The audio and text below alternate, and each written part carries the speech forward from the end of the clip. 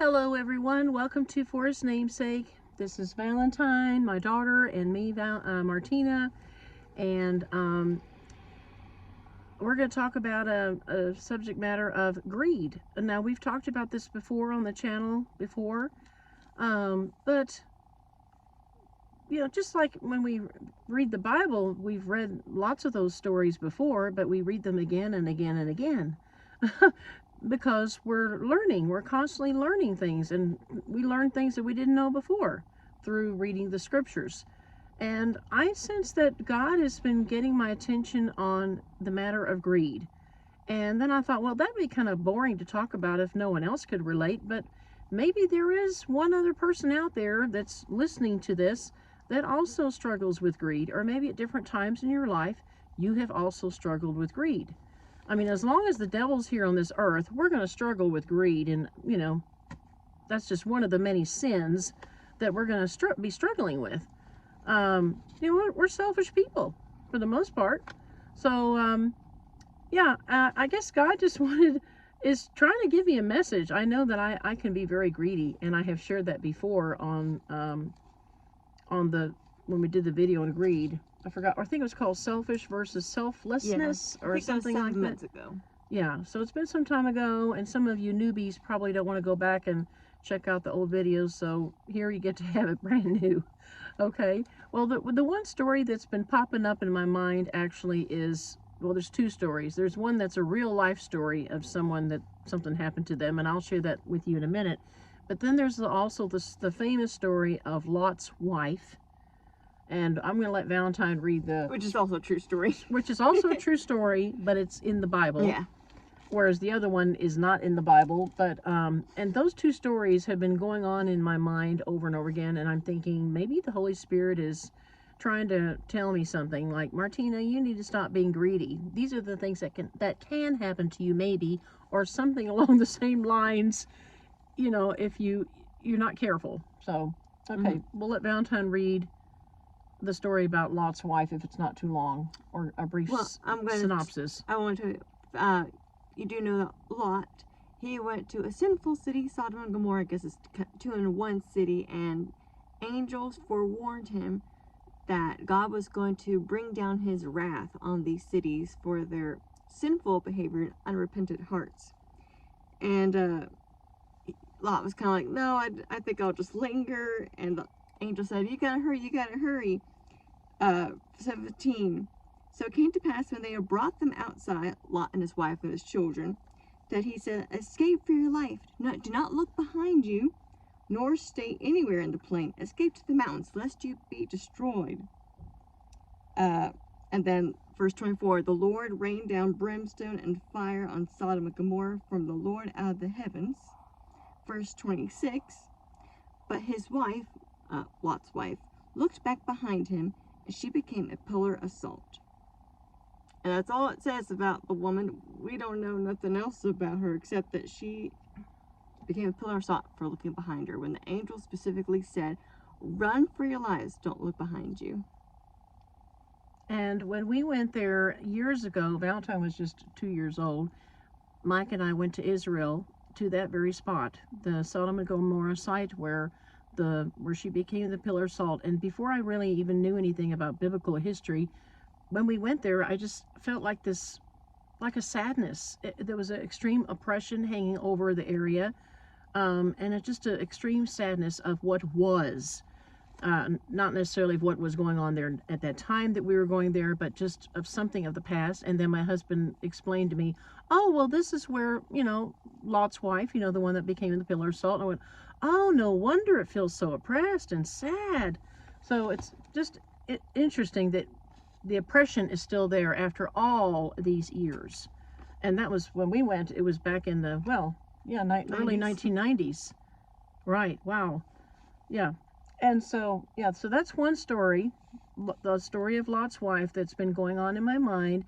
And the other one is, and I don't even know why I came across it. I'm thinking God purposely wanted me to read this article. I don't even know how I came across it. It was some article I read in the library, I think. And it was about a woman, and you may have heard about it, back in 1985. This is a true story, happened in Australia at the Great Barrier Reef. I think that's where it took place. A wife and a husband and their 4 children and a family friend went to just hang out at the beach and do some snorkeling and diving and those kind of things. And they are about to have lunch. And then the wife says, you know what? I'm going to go back and I'm going to go diving for some more, was it Scallops. scallops. And she died the most horrific shark attack death ever that's been recorded in history. It was awful. I mean, I am deathly afraid of sharks. Out of all the animals that God ever created on this earth, sharks to me are the most frightening. More frightening than snakes, more frightening than crocodiles, more frightening than any other animal or insect or whatever you can think of. Sharks terrify me. Even the hammerheads that don't do nothing. A shark is a shark, folks. I can't stand to look at them. Documentaries, nothing. I can't look at it. But this story of this woman who was attacked by a great white shark of all things in kind of a shallow area. She wasn't even, I think they were just snorkeling, diving. She wasn't diving like scuba diving. She was just diving with a snorkel. That's very shallow waters. And here's this great white shark that comes to her as she's looking for scallops, and he cuts her down in half, basically, eats the first part of her, then comes back and gets the second half. I know that's disgusting, but it's a story that's been kind of almost like I'm obsessing over it in a way. It's brought to my attention, and it usually comes to my attention when I myself am in a greedy moment. Times where I'm greedy at the laundromat. I've shared that before. If we're the first, we like to be the first ones there, and if there's other people that are joining us, I'm kind of pushing it. I mean, I'm not pushing them out of the way, but I quickly run in the door. We quickly get out, and I'm like, "Come on, Valentine, let's hurry up. We got to get the clothes in the first wash machines before anyone else does." And it's terrible how greedy I am. Or what's another time I said I was greedy? That was one of them. Oh, the locker rooms at the YMCA. There's already people taking showers there. It bothers me that they basically beat us to it. But the YMCA it's a ongoing thing. There's different hours of classes going on and swimming, and so of course there's going to be somebody that's going to be in front of us. I mean, in order to be first, you basically have to be there at 5 o'clock in the morning when they open their doors. To give you context, there's 3 showers. Right. So There's only 3 showers for a whole bunch of women, and in the mornings it's the high school swim team girls, about 50 girls. It seems like 50 girls that come in there, and we're kind of trying to, if we go in early, we're having to beat them. Oh, and then I'm like, yay, we beat the high school kids. They may have all their bags here, but we beat them into the shower. And it seems so childish how I would think that way, but I'm just so greedy. And I guess God's trying to teach me, stop being greedy, Martina. Let someone else go first. If you're there at the same time as someone else coming to the laundromat, let them have a chance to get to the wash machines as well. And that's the other thing. There's not enough of anything in the city. There's 3 showers, like she mentioned, in the YMCA. And by the same token, there's not very many wash machines at this huge laundromat. I think it's huge. It's mostly just dryers. Yeah. Mostly dryers, not a whole lot. They got the 2 big ones that are $9.75 a piece. That's a lot of money. And then that's more like for comforters and blankets, but we use it for larger loads of clothes. And then they have about, is it 4 small ones? Yeah. 4 small wash machines for $4.75 each. And so, there's not a whole lot when you have got a bunch of people coming in and they're all bringing in their loads. So anyway, yeah, so I think God's trying to teach me, don't be greedy, Martina, or these things can happen to you. Some shark could come and chomp you down in half, or you could become a pillar of salt like Lot's wife. And then we were also thinking of there's a movie that we used to have. I don't know if we still have it. And yes, it has a bad word in it. A lot of movies have a lot of bad words. That's the bad thing about that.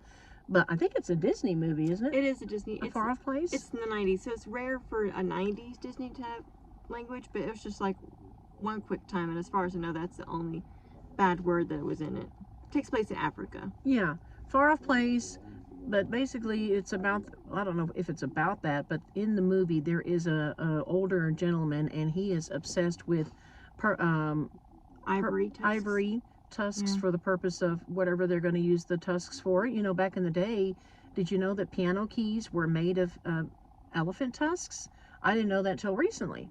And who knows what else they use it for. I know that when I traveled in Asia, when I was a child, they would make different statues made out of elephant tusks. And already as a child, I thought, oh, I don't like that. They had to kill the elephant for that. That's terrible. So anyway, but in this movie, this man was obsessed with elephant tusks. So of course he was having people kill the elephants. We didn't see that part of it. We just saw that he We was. did actually. Was there a part In of the that? very beginning of the movie. I must have fast forwarded that part It was sad. because I didn't want to see it probably, Yeah. so that's why I don't remember that part. It's sad. But anyway, but the part I do remember is where he kept like in a den, if you will, or a tunnel where he stashed all these elephant tusks, and finally someone found out about him and they put some, got some dynamite ready to go ahead and blow up the whole place. And they were, told him, here, we found out it's you. You're the one that's been stashing all the elephant tusks. And they had already set up the dynamite. You know how it's set up with like a wire or something. And when he found out about it, he goes, no, there's millions. He even says, there's millions of dollars in there, worth millions of dollars in there, all those elephant tusks. But it was too late. They got the dynamite going, and there was that, the fire that goes along the little rope or whatever. And he was running in there trying to get it from stopping. But of course, that moves pretty quick. And that's how obsessed, how greedy this man was. And they were saying, no, it's too late. You're basically gonna explode, and the whole place is gonna explode. And sure enough, he died. He died with the explosion. I know that's just a movie, but folks, there's still poaching going on in today's world. And I have heard that it is a very dangerous world when you get into poaching. And if anybody were to like tattletale because they found out that somebody is poaching, they will kill you for it. It's extremely greedy. Money. Yeah, like the Bible verse, right? And when we were talking about this before, my dad said it's similar to those who are drug lords. All they can think about is getting more and more, and they don't care who they kill to get it. Right. Greed, and the Bible verse that says the love of money is the root of all evil. That comes to mind too. And then Mike said a neat little passage to share would be did you have it ready, or you want me to read it? I thought you wanted to read it. Okay, in Matthew chapter 24. Now that's talking about the Great Tribulation, and some of us Christians may believe that we're going to be taken up and we don't have to worry about the Great Tribulation. Others believe that we'll be partially, maybe halfway there, and others believe, well, we're going to be through the whole thing. Every Christian has their own belief system, so we're not here to argue about who's right and who's wrong, because nobody really knows. I mean, that's just the way I see it. But this is in chapter 24. It's talking about the Great Tribulation, and I guess another word for it would be the abomination of desolation. I don't even know what that means, but this is what my scripture says here, and I'm reading from the New King James Version. So I'll go ahead and read this to you real quick. This is chapter 24, verses 15 through 18. Therefore, when you see the abomination of desolation spoken of by Daniel the prophet standing in the holy place, whoever reads, let him understand. Then let those who are in Judea flee to the mountains. Let him who is on the housetop not go down to take anything out of his house. And let him who is in the field not go back to get his clothes. Even if this doesn't pertain to us, it's the concept behind it. That's what my husband was saying. You can just share that it's the concept behind it. Don't go back and grab a bunch of things. And then I was reminded also about a woman we met in the YMCA. This was back almost 2 years ago. I can't believe it's been almost 2 years since we've been homeless. But yeah, it was in the beginning stages of our homelessness, and she was also homeless. And that's because she was part of that fire that happened in California, where it was some guy that was upset for some reason, and he caught some car on fire, and they rolled it down the ravine or down the mountaintop, and it caught the whole thing on fire, and it went all the way up to Oregon. I mean, it was a horrible wildfire that just went crazy. Took a bunch of houses. It was awful. And her house, I'm getting chills telling you this now, her beautiful home, and she said they had a beautiful home up on the mountain. They had everything you could ever imagine.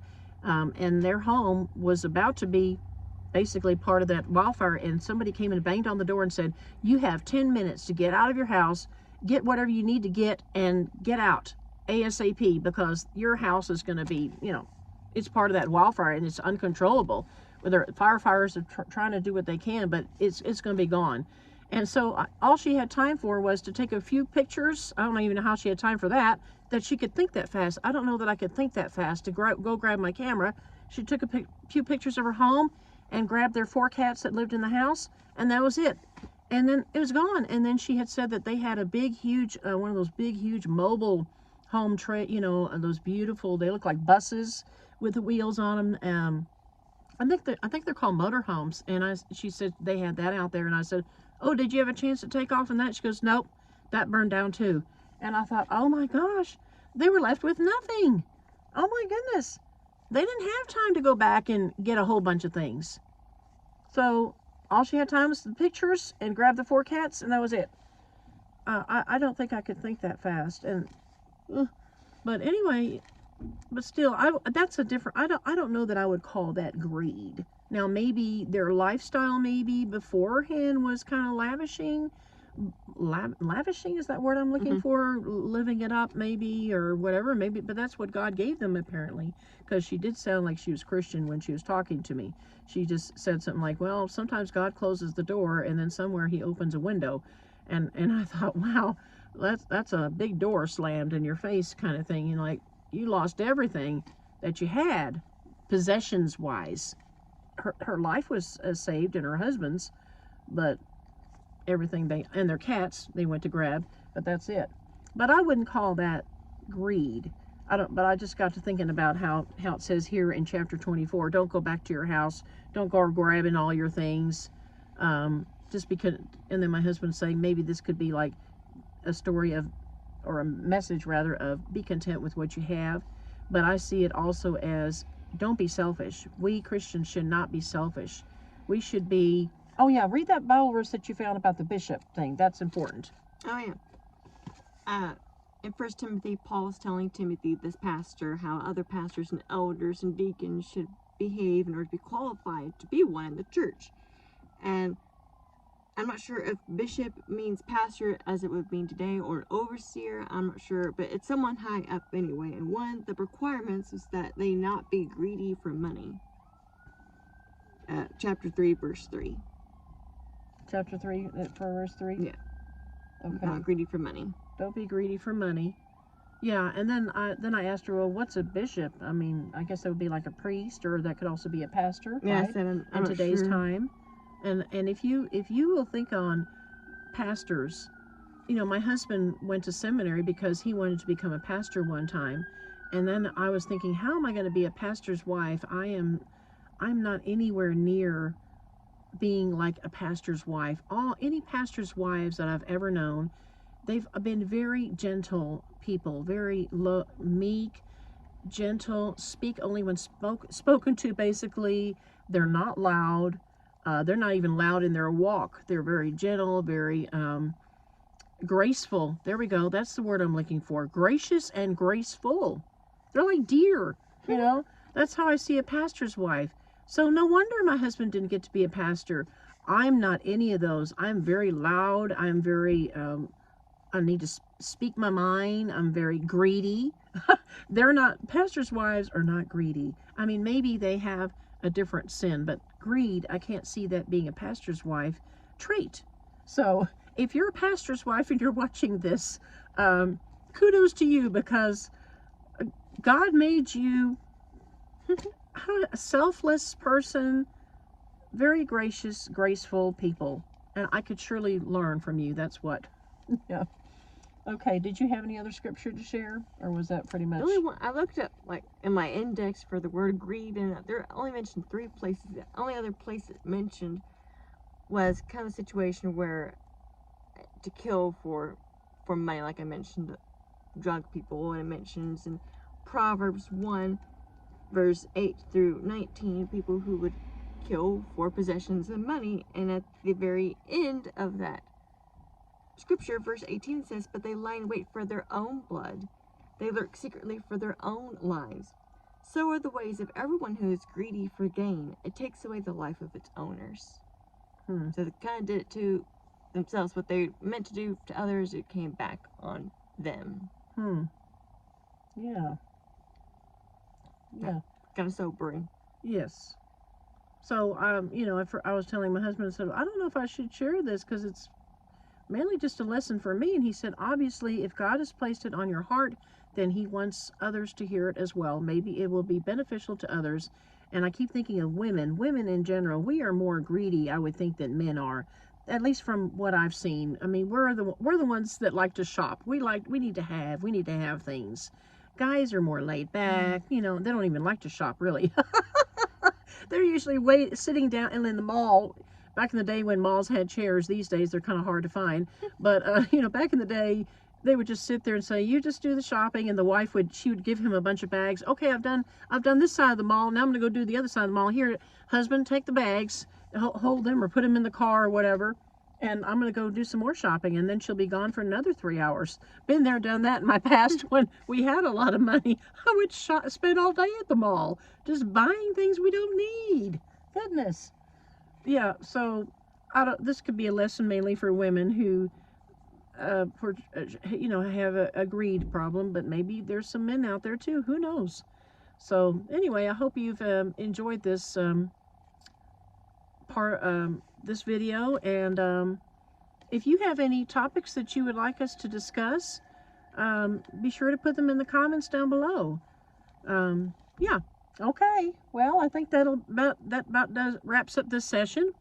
And be sure to Like, subscribe, and hit the notification bell. Lord right? willing, we'll see you in the next video. Yes. Bye-bye. Bye.